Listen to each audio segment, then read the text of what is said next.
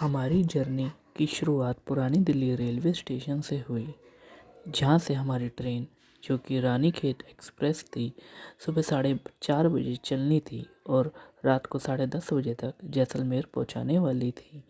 अब हम ट्रेन में बैठे हुए सनराइज़ का इंतज़ार कर रहे थे और रास्तों को निहार रहे थे जो बहुत ही खूबसूरत लग रहे थे। हरे हरे खेत जो कि सब तरफ थे, बहुत ही अच्छे लग रहे थे और हम इस पूरी जर्नी का आनंद अभी से ही उठाने लग गए थे।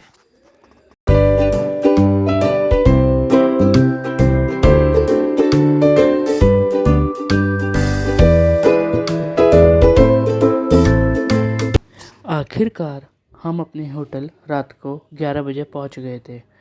हमारा होटल क्लासिक था जो सिटी से थोड़ा बाहर था और ये रूम जो पड़ा था वो मुझे मिला था 600 रुपीज़ का। सो रूम काफ़ी डिसेंट था, क्लीन था। मेरी बेटी भी थक गई थी जो थकान के कारण सो रही थी। अगले दिन हम सुबह अपने होटल की छत पे गए और आसपास का व्यू देखा जो देखने में काफ़ी अच्छा लग रहा था।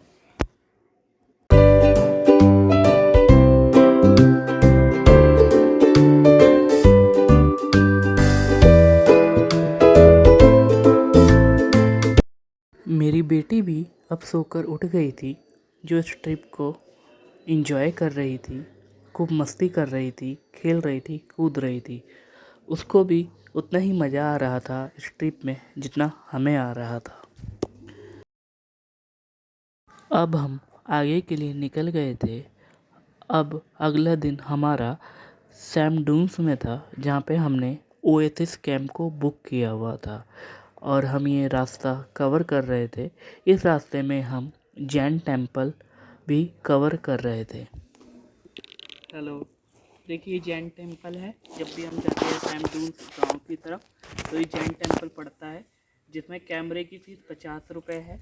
अगर आप कोई भी कैमरा या मोबाइल कैमरा लेते हो तो 50 रुपये है। बाकी अगर आप एंट्री करते हो तो उसकी कोई फ़ीस नहीं है।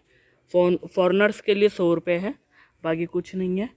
बाकी टेम्पल बहुत अच्छा है, बहुत अच्छी डिजाइनिंग करी हुई है, बहुत अच्छा बना रखा है। जब हमने मंदिर परिसर में बात करी तो हमें पता चला ये जैन टेम्पल आज से 700 साल पुराना है। ये जैन टेम्पल की दीवारों पे जो नक्काशी की गई है वो देखने में बहुत ही सुंदर है और बहुत ही बारीकी काम हुआ है जो देखने में काफ़ी अच्छा लगता है।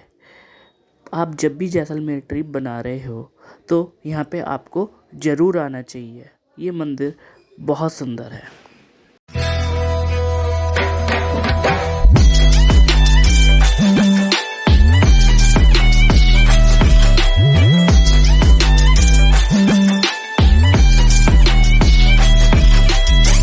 मंदिर में ज़्यादा भीड़ नहीं थी तो हमारे दर्शन भी बहुत अच्छे हुए और हमें काफ़ी टाइम भी मिल गया मंदिर को अच्छे से एक्सप्लोर करने का और इसकी नक्काशी को अच्छे से निहारने का, देखने का और समझने का भी।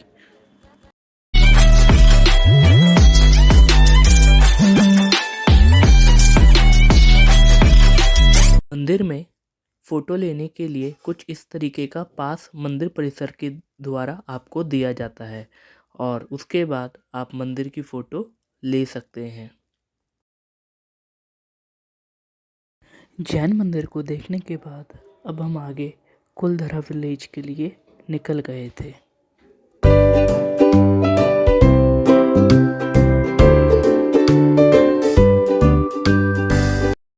अब हम पहुंच गए थे कुलधरा विलेज। कहते हैं ये गांव रातों रात खाली हो गया था। इसे कुछ लोग हॉन्टेड विलेज भी कहते हैं। ये विलेज शाम को 6 बजे सैलानियों के लिए बंद हो जाता है और साथ ही हम वहाँ पे घूम रहे थे तो हमें भी केवल खंडर ही खंडर नज़र आए जो कि देखने में एक डरावनी फीलिंग ही दे रहे थे। कुलधरा में एंट्री करने के लिए जो वहाँ पे चार्ज लगता है वो 20 रुपये पर पर्सन लगता है। अगर आप अपनी पर्सनल गाड़ी से जा रहे हो तो उसके चार्जेस अलग लगते हैं। अगर आप वहीं की लोकल गाड़ी कर रहे हो तो उसके कोई चार्जेस नहीं होते हैं। अगर आपको कुलधरा डिटेल में एक्सप्लोर करना है तो आप वहाँ पे गाइड भी हायर कर सकते हो।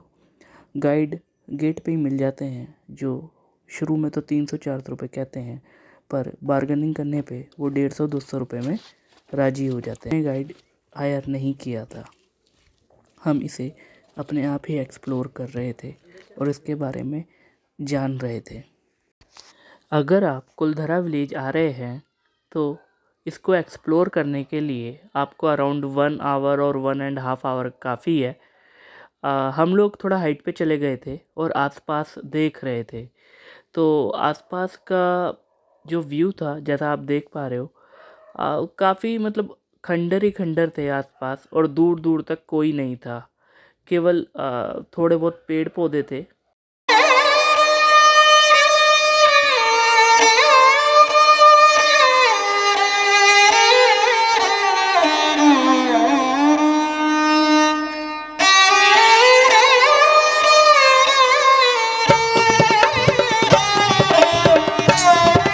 ये भी एक अट्रैक्शन प्लेस है राजस्थान में टूरिस्ट के लिए। जो भी टूरिस्ट राजस्थान जाता है घूमने के लिए, जैसलमेर जाता है, तो वो यहाँ पे भी आता है। तो काफ़ी स्कूल के बच्चे भी आए हुए थे पिकनिक पे स्कूल की तरफ से घूमने के लिए, और काफ़ी सैलानी भी थे जो इस जगह को एक्सप्लोर कर रहे थे, घूम रहे थे और फ़ोटो सेल्फी ले रहे थे। अब हम कुलधरा को बाय बाय कह रहे थे और अब आगे हम अपने रास्ते की ओर बढ़ रहे थे। चारों तरफ हमारे रेत ही रेत थी, जिसे हम सुनहरी रेत भी कह सकते हैं, और बहुत सारे ऊंट भी थे। रेत के टीले दूर दूर तक देखे जा सकते थे। अब हम अपने कैंप ओएसिस कैंप पहुंच गए थे, जिसे मैंने 1800 में बुक किया था। यहाँ पे मुझे कॉटेज मिल गया था 1800 में, जिसमें मेरा डिनर एंड ब्रेकफास्ट इंक्लूड था और कल्चर प्रोग्राम भी इंक्लूड था इसमें, और कैमल राइड भी इंक्लूड थी जो 15 मिनट की होती है।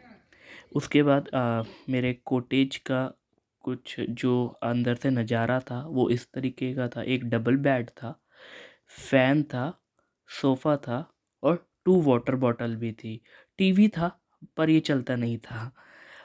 यहाँ पे 2 वाटर बॉटल दे देते हैं, अगर उसके बाद आप एक्स्ट्रा लेते हो तो वो थोड़ा कॉस्टली होता है। तो इससे बेटर है कि जब आप सैम डून्स आ रहे हो तो उस वहाँ पे आते टाइम आप अपने पास एक्स्ट्रा कुछ बोतल लेकर आए। और मेरे कॉटेज से बाहर का व्यू कुछ इस तरीके का था, जहाँ से मेरे कॉटेज से बाहर का व्यू नज़र आ रहा था। कैंप में चेक इन करने के बाद हम शाम को सैम डून्स, जो कि जहाँ पे रेत ही रेत है, जो इनका मेन प्लेस है जहाँ पे सारी एक्टिविटीज़ होती है, वहाँ पहुँच गए थे सनसेट देखने के लिए। यहाँ पे चारों तरफ रेत ही रेत है और यहाँ पे ही ये सब एक्टिविटीज़ करवाते हैं और सैलानी यहाँ से सनसेट देखते हैं, एक्टिविटीज़ करते हैं और इन्जॉय करते हैं। तो हम भी इंजॉय कर रहे थे, यहाँ पे आसपास देख रहे थे। नवंबर का महीना था तो थोड़ी बहुत भीड़ थी। मैंने भी कुछ उछल कूद कर ली थी और इंजॉय कर रहा था। शाम को हम वापस अपने कैंप आ गए थे और वहाँ पे कल्चर प्रोग्राम स्टार्ट हो चुका था।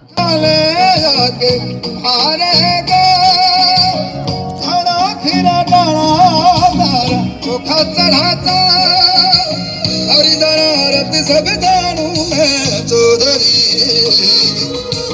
अरे सलमा जी मैं कह लगी, अरे ही बड़े में जागी धोकड़ी चलिया मदारी चांदनी बनता बन में बागी खुशी है झुम झुम झुम झुम झुम ओ हमारे ही बड़े में जागी। ये नोनू और सुबह सुबह 6:30 बजे इस पागलपंती करने के लिए उठे हुए लोग, कैमल राइड करने के लिए उठे हम। ये हमारा कैमल है।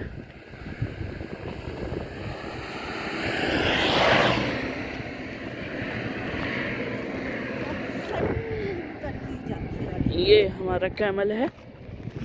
ये भैया है हमारे जो हमें कैमल राइड करवाएंगे। कैमल। आखिरकार हम अपनी जगह पे पहुंच गए थे जहां से हमें सनराइज़ को देखना था।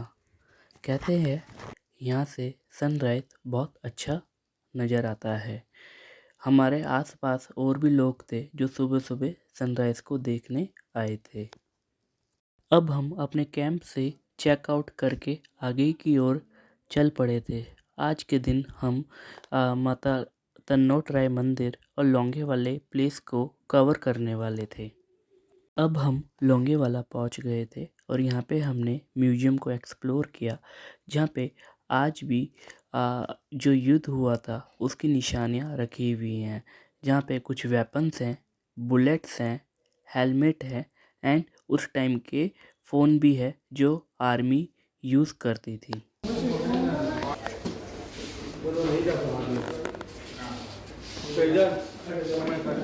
Chinese rifle. यहाँ पे घूमते हुए हमें काफ़ी अच्छा लगता है और अपने सोल्जर्स के लिए रिस्पेक्ट और भी ज़्यादा बढ़ जाती है।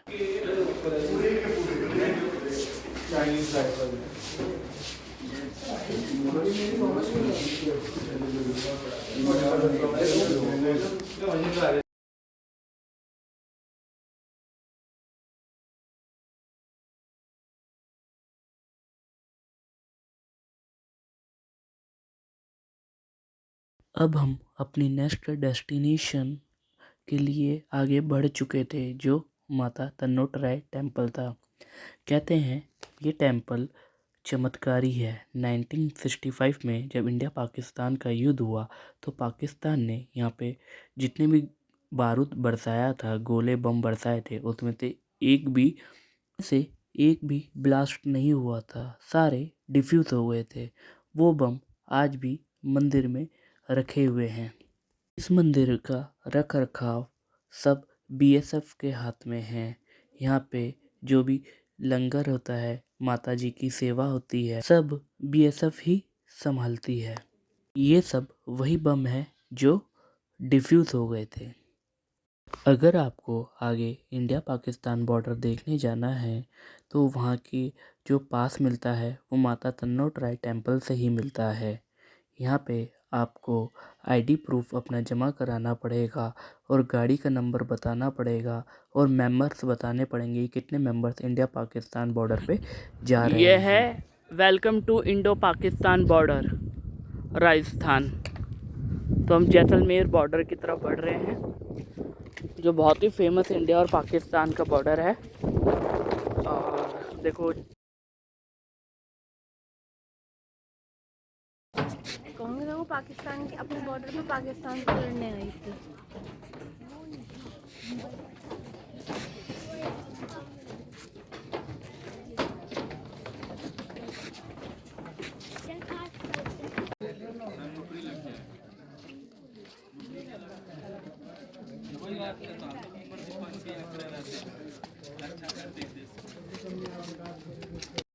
अब हम वापस अपने होटल की ओर आ रहे थे जो कि जैसलमेर सिटी में था।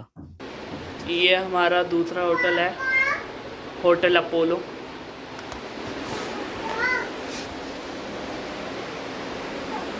हाँ बेटा।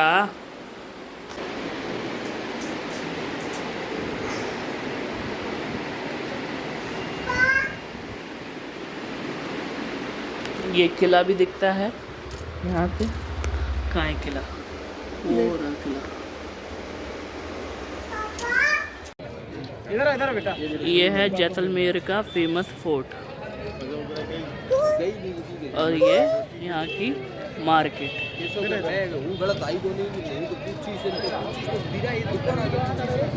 ओए नहीं, गंदी बात नहीं करते। ये दूर में हेलो बोलो। हेलो। कैसे बात कर रहे हैं? अरे यार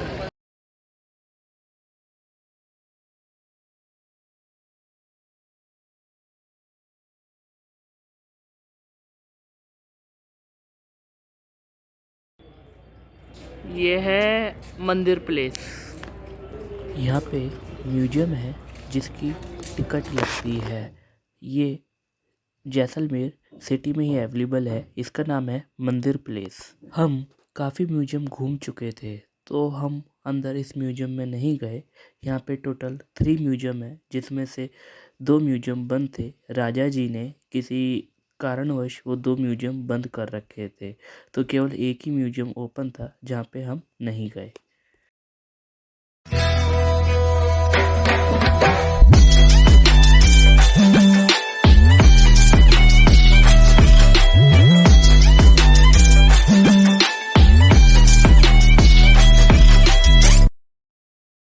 अब हम आगे बड़ा बाग गए थे, जिसकी टिकट 150 रुपये पर पर्सन थी, जो मुझे थोड़ी कॉस्टली लगी।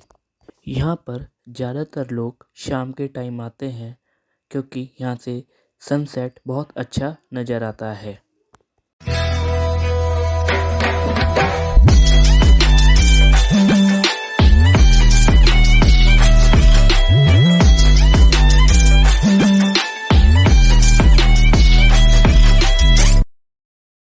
आगे हम गाड़ीसर लेक गए। वहाँ पे आप बोटिंग का भी मज़ा ले सकते हैं। गाड़ीसर में जो बोटिंग का नॉर्मल रेट है वो 150 रुपीज़ पर पर्सन है, जिसमें आपको बोट खुद ही चलानी पड़ेगी। तो आप यहाँ भी एक्सप्लोर कर सकते हो। ये जगह काफ़ी अच्छी है। कहते हैं ये आर्टिफिशियल लेक है, जो राजा ने बनवाई थी। ये काफ़ी अच्छी है और इसमें बहुत बड़ी बड़ी कैटफिश भी है।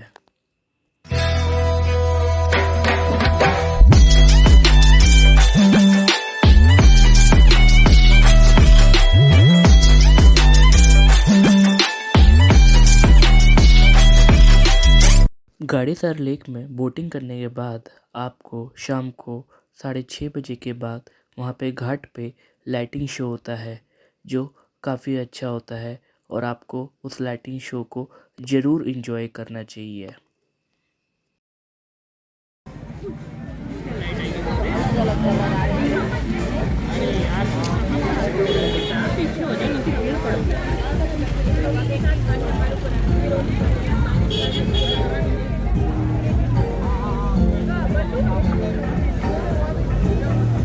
सब बच्चे शांत बैठे हैं ना, बच्चे शांत बैठे हैं।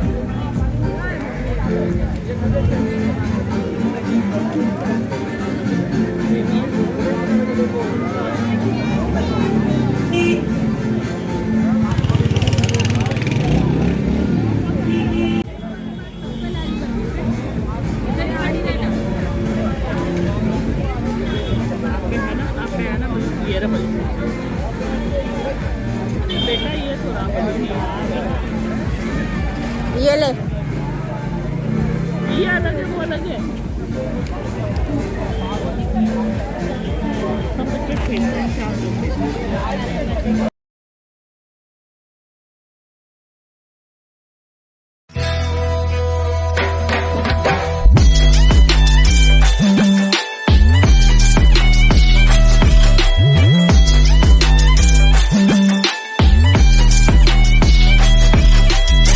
ये शो 30 मिनट का होता है, जो डेली होता है, जिसमें आपको जैसलमेर की हिस्ट्री के बारे में बताया जाता है।